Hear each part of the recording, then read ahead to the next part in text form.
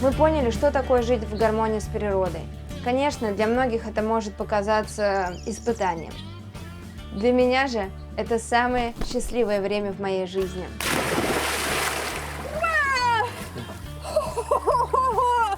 Аляска!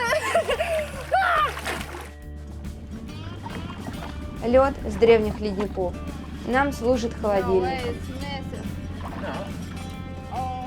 Питьевую воду мы берем из рек или водопадов. Ну и, конечно же, рыба, грибы и ягоды – это наша главная еда. Все это стало нашей незапланированной реальностью.